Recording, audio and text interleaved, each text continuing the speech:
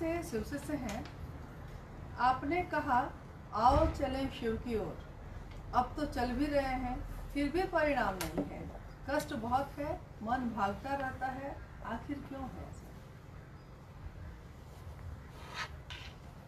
जब भी जीवात्मा, जब भी कोई इस धरती पर योनिगत होता है, आता है, वो पेड़ हो, जीव हो, इंसान हो, देवता हो, भगवान हो, जब भी वो योनिगत होगा, पैदा होगा इस धरती पर, तब तो धरती के नियम लगेंगे। उसे सुख भी मिलेगा, उसे दुख भी मिलेगा, और आनंद तो मिलता है मात्र शिव की ओर चलने से, उस ईश्वर की ओर चलने से। जब दुख मिलेगा तो याद रखिए सुख भी मिलेगा, जब सुख मिलेगा तो याद रखिए दुख भी मिलेगा। लेकिन जब आनंद मिलेगा तो उसका उल्टा होता ही नहीं है। इसीलिए ईश्वर को कहा जाता है सच्चिदानंद, शिव को कहा जाता है वो ईश्वर है, महेश्वर है, आनंद वही है, उन्हीं के रास्ते में है, उन्हीं की दया पर है। तो आओ चलें शिव की ओर, किसी ने कहा। अरे भैया, जिस दर्द से कहा वो दर्द समझ में आया कि शब्द पकड़ा गए? जिसने भी ये कहा कि आओ चलें शिव की ओर, उसके भीतर दर्द था,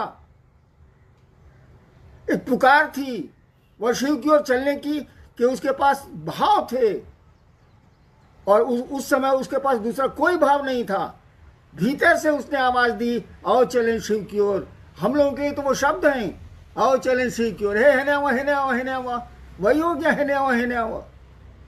आओ चलें शिव की ओर, जिसने कहा उसके भीतर दर्द था, एक क्या कहिएगा, उसको एक पीड़ा थी, और इसी दर्द के तहत उसने आवाज दी आओ चलें शिव की ओर। अगर उस दर्द से आप चलते हैं, उस दर्द के पीछे चलते हैं, तो कोई पीड़ा नहीं होगी। पीड़ा तो होती ही रहती है, पीड़ा तो मन झेलता है। पुआल पर सोने वाले को डलना पर सुला दीजिए, रात भर नींद नहीं आएगी। डलना पर सोने वाले को पुआल पर सुला दीजिए, रात भर नींद नहीं आएगी। ये तो मन की स्थिति है। सुख दुख यहाँ कुछ है नहीं, ये सभी घटनाएं हैं। यहाँ तो कोई दुर्घटना होती नहीं है जगत में, सब फिक्स्ड है। यहाँ सभी इंसिडेंट हैं, एक्सीडेंट नाम की कोई चीज़ नहीं है। हाँ, वो बोलचाल में हम लोग बोलते हैं। नेक्स्ट जी, मधेपुरा से शिशु से हैं।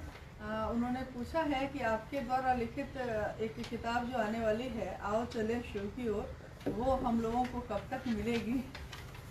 प्रतीक्षा में है लोग। ज़्यादा उम्मीद है शिवरात्रि को उसका विमोचन होगा।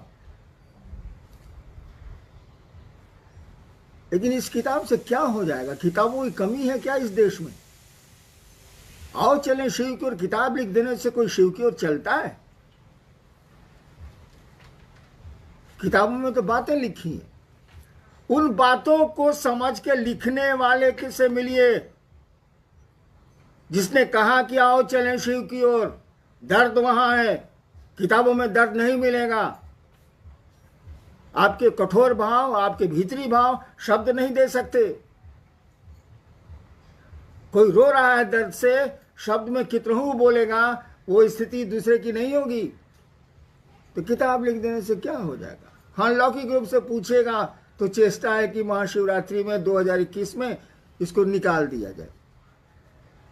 इसीलिए क्या मैं बूढ़ा हो गया हूं, जाने वाला हूं, तो जो समझा मैंने लिख दिया। लेकिन लिख देने से क्या हो जाएगा? आपके पढ़ लेने से क्या हो जाएगा? अरे पढ़ के उसको जीवन में उतारना होगा। एक ही लाइन तो बहुत है, आओ चलें शिव की ओर।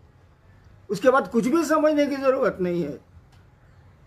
चलिए शिव की ओर। ड्रामेबाजी थोड़ी है आध्यात्म। यहां तो नौटंकी चलती नहीं है।